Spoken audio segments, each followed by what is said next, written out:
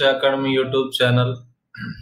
Okay, this is the part 4 of excretory products and their elimination.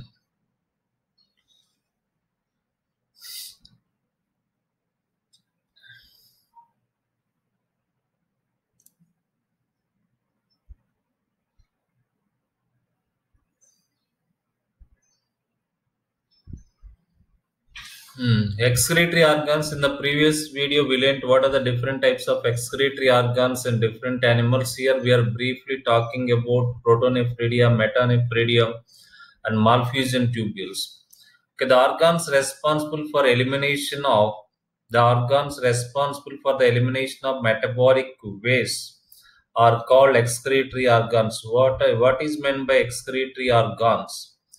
The organs responsible for elimination of metabolic waste products are called excretory organs. Next one, they help in elimination of nitrogenous waste material, and they also maintain water balance and maintain constant ionic composition of extracellular fluids in the body. Can maintain and constant ionic composition of extracellular fluids in the body.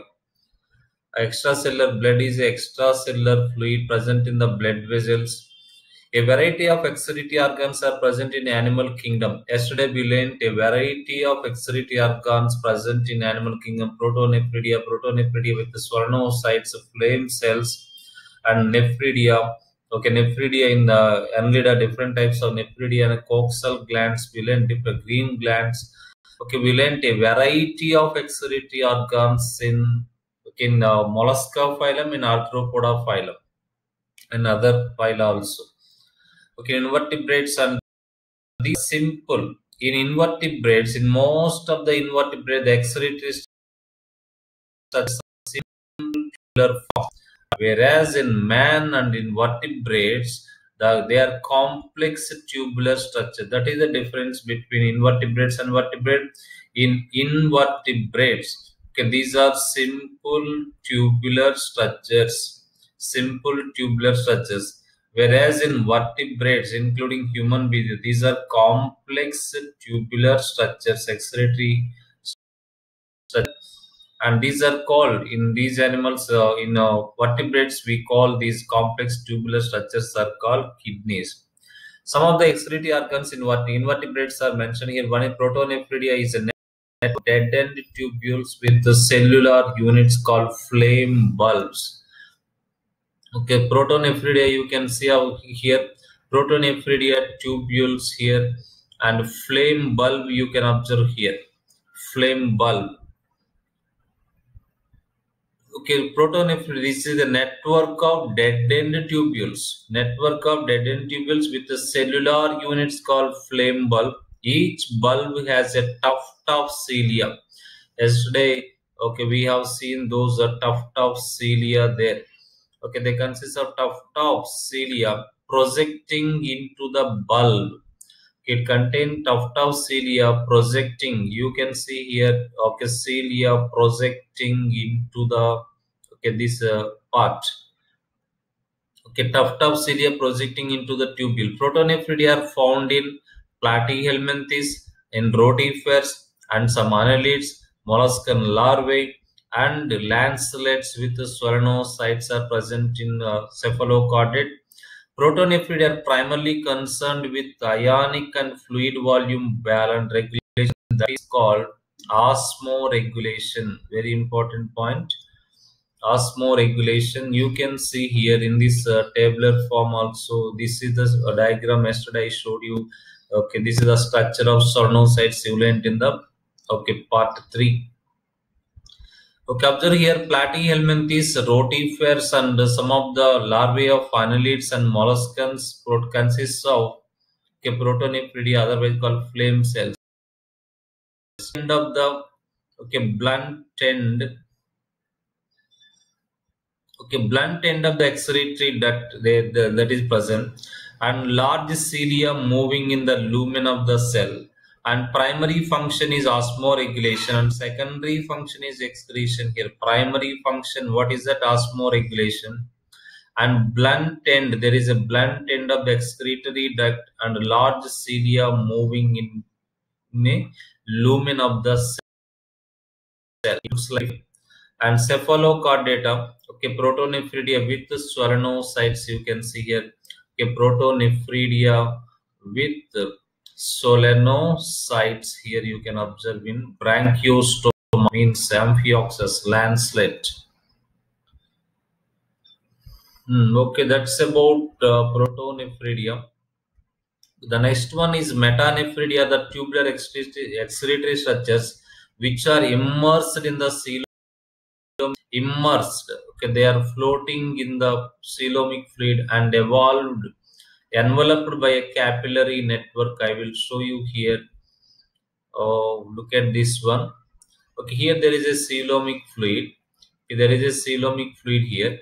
They are immersed in coelomic fluid, and these are surrounded by capillary network. You can see the meaning here again. Okay, these are tubular excretory structures. Metanephridia are tubular, like a tube. Tubular excretory structures which are immersed around this one. What is present here? Coelomic fluid is present, and coelomic fluid enveloped by capillary network. Around this one there is a capillary network. Most annelids such as in earthworm. Okay, you can observe here. Okay, in the earthworm, these are the nephridia present in earthworm. Okay, present in earthworm. They help to remove nitrogenous waste and maintain fluid. That means excretion as well as in osmoregulation. They help in osmoregulation also. Malphizian tubules are blind tubular structures floating in the hemolymph and opening into the digestive tract. Okay, Malphizian tubules you can see here. Okay, Malphizian tubules. Okay, these are the Malphizian tubules. In cockroach, okay, in cockroach, okay, there is two systems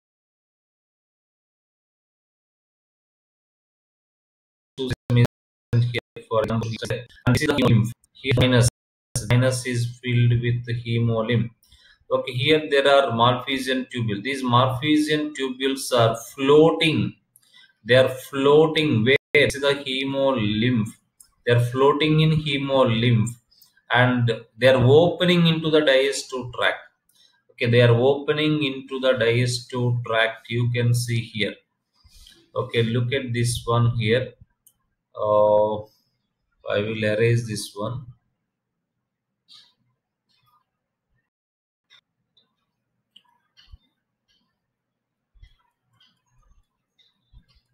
Okay, you can see one Malphizian tubule here.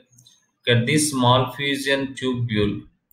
Okay, this Malphizian tubule is this is the midgut, this is the hindgut, this is the ileum. Okay, ileum, okay, ileum, colon and rectum are present here. This Malphizian tubule is opening. Okay, Malphizian tubule is opening into the ileum of the hind. You learnt in first year. Okay, this is the one Malphizian tubule. Here you can see many Malphizian tubules. Malphizian tubules are floating in. Malphizian tubules are floating in. Okay, they are floating in hemolymph. Floating in hemolymph, opening into digestive tract. They are found in insects and other terrestrial arthropods. Besides excretion, they have a role in conservation of water and send waste into the gut where water is reabsorbed in rectal papillae. Rectum consists of papillae which help in reabsorption of water. Next one is antennary glands or green glands are paired structures which lie present at the base of the antenna and open to the exterior. You can see the antennary glands here. Okay, the other way called green gland. These are the paired glands found in the anterior of the many crustaceans that have excretory function. Okay, you can see here in the prawn, there are antennae are present, antennule and antennae are present. This is the antenna. Near the antenna, there is a gland called, okay, which glands are present here? Glands. The gland consists of three parts. Okay, there is a sac is present, end sac. Okay, you can see here end sac, and convoluted tubule is present, and there is a exit duct is present. This is the structure of green gland. Okay, right. That's about green glands. Otherwise, they are present near the antenna. They are called antennary gland. The paired structures which lie at the basis of the antenna and open to the exterior. These structures draw waste materials from the hemolymph. They collect waste milk from the hemolymph, and they are found in crustacean. Next, coxal glands. These are the excretory structures in arachnids. Next one, kidney, metanephridia, renal organs. Pericardial glands are the excretory structures found in molluscs. Molluscs also have different types of excretory present in mollusca. Okay, you can see the summary here. Annelids. Annelids have metanephridia. Okay, annelids have metanephridia.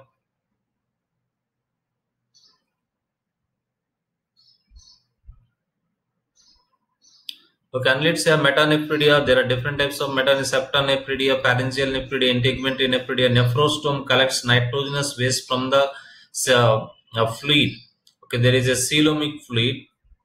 Here there is a coelomic fluid, as I showed you earlier.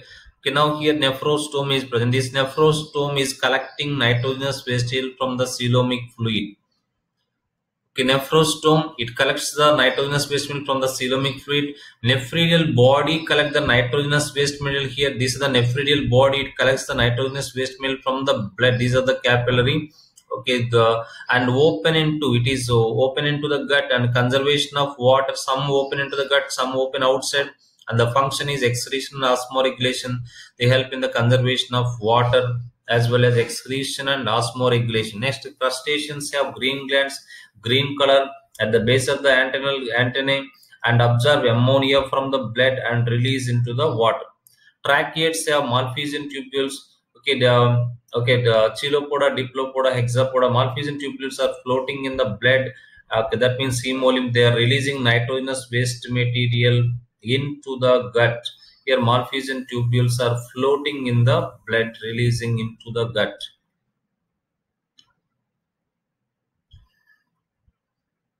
Okay, next one is human excretory system.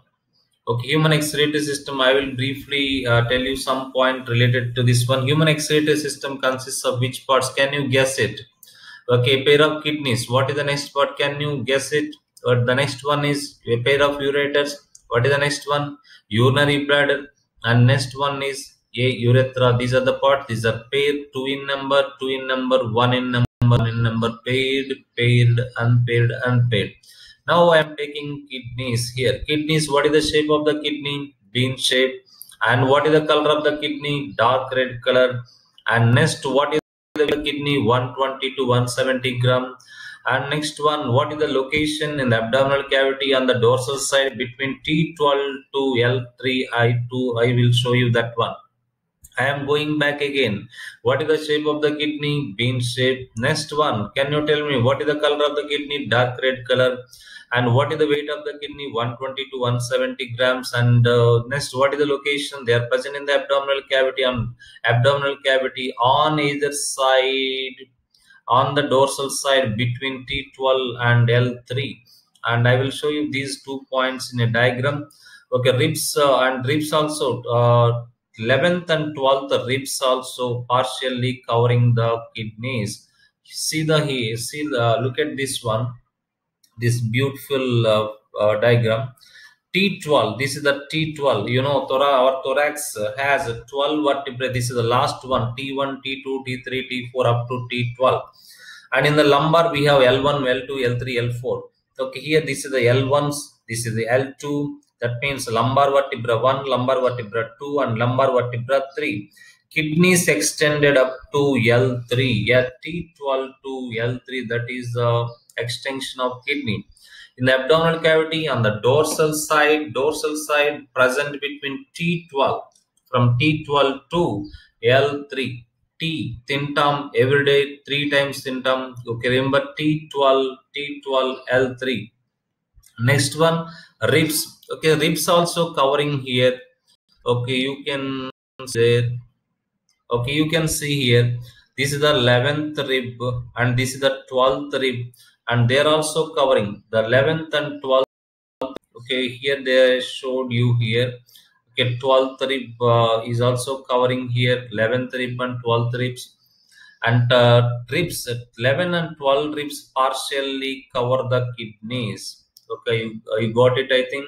Extend from T12 to L3, and partially what are covered in ribs also, 12th rib. This is 12th rib, that is vertebra different. Okay, next one, paired retroperitoneal bean-shaped organ. Why they are called retroperitoneal organ? Located on the upper lumbar region. I will show you. Encased in a renal fat pad. Encased in renal fat pad. Okay, kidney is surrounded by 3 parts here. You can see, I will show you this one. It is not given in a textbook, but it is important one. Remember. Okay, I will show you these 3 parts here. Okay, kidney. Kidney is surrounded by renal capsule. It is surrounded by capsule.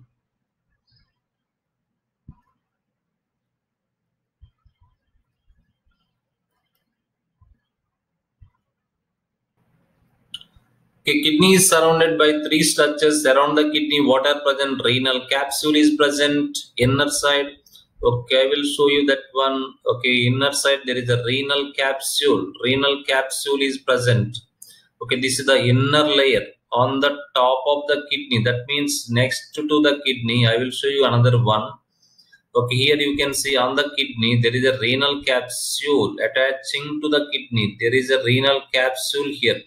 After that, what is present? Renal, here there is another layer here. And what is this? Perirenal fat is present. Perirenal fat.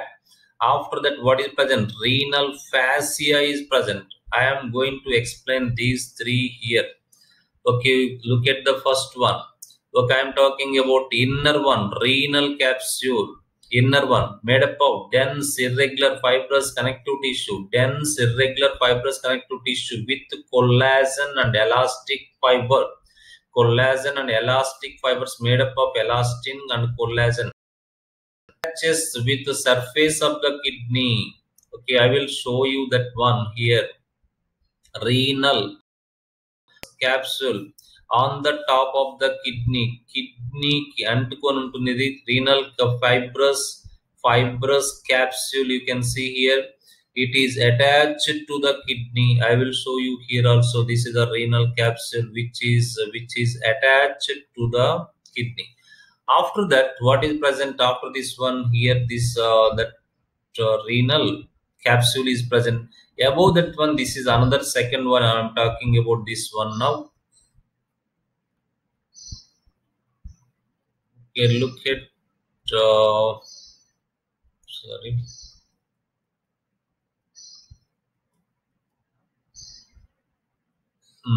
Here, look at this one, renal capsule, innermost layer. Okay, the innermost layer. Okay, for example, here there is a kidney. There is kidney, and above this kidney there is one layer, one inner. After that, there is a fatty layer here above this one. After that, there is outermost layer. This is called renal fascia. This is a renal fascia. And after below this one, what is present? This is the outer layer, and this is the outer layer. And outer layer, after this one, there is a middle layer. This is a middle layer. What is this one? Fat, around renal kidney, fat present around the kidney. Okay, this is a renal, perirenal fat, and the innermost layer, and this is inner layer. Okay, it is renal capsule. And okay, the first one I am talking renal capsule. It is made up of okay, dense irregular fibrous connective tissue with collagen and elastic fiber, and it attaches with the kidney, surface of the kidney attached. Next one, this is made up for renal fat. Adipose tissue, shock absorbing tissue, protects our kidney. Renal fascia, outer layer, renal fascia, outer layer. Okay, it is made up of dense, irregular, fibrous connective tissue, connects kidney with the body wall. Okay, that's about that one. Okay, you can see those three parts here. Okay, it is not given. Okay, then when you see the external structure of the kidney, outside it is convex, outside the kidney is convex, inner side it is concave, outside the kidney is convex, inner side and retroperitoneal organ placed between the dorsal body wall and parietal peritoneum. You know, okay, peritoneal, retroperitoneal, certain organs such as kidneys of vertebrates are covered by parietal peritoneum only on the ventral side. Such a peritoneum is called retroperitoneum. Such organs are called retroperitoneal organs. Certain organs such as kidneys of vertebrates are covered by parietal peritoneum only on the ventral side. Such a peritoneum is called retroperitoneum. Such organs are called retroperitoneal. I will show you the position of kidney here. This is a very useful diagram. Note down this one. You can see here peritoneum around this one. This is called visceral peritoneum. Here this is the coelom. Kidneys are present outside the coelom. Kidneys are present outside the coelom. This space is, this entire space is the coelom. Kidneys are present outside the coelom. And you can see here, this is one peritoneum here. What is this peritoneum? Visceral peritoneum. Okay, next come to the another peritoneum here. You can see this line here. And this is what is this peritoneum? Look at this parietal peritoneum. This is parietal peritoneum.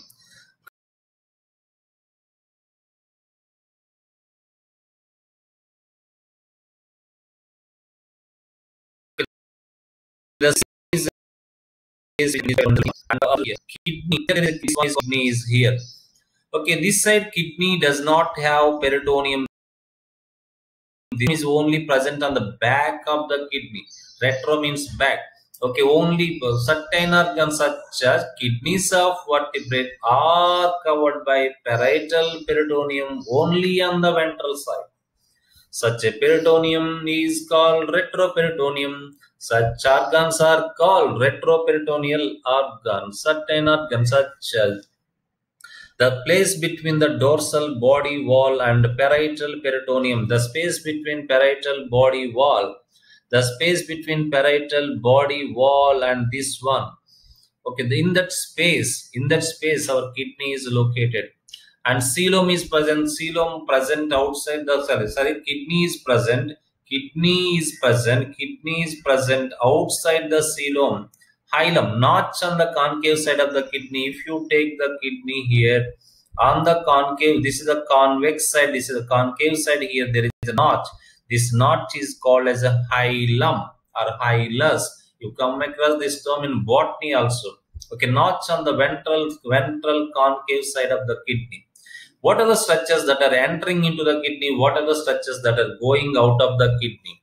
Okay, the structures that enter the kidney, you know, the structures that enter the kidney. What structures enter the kidney? Okay, you can see that in the diagram. Okay, what structures enter the kidney? Okay, renal artery enters into the kidney. Lymph vessels, nerves enter into the kidney. What structures enter into the kidney? Renal artery, nerves, lymph vessels. They emerge from the kidney. They come out of the kidney. You can see here renal artery is entering here the kidney, renal vein is departing the kidney, leaving the kidney, and urine also coming out of the kidney. Not only renal artery, nerves also entering, lymph vessels are also entering. These three are entering the kidney, two are leaving the kidney.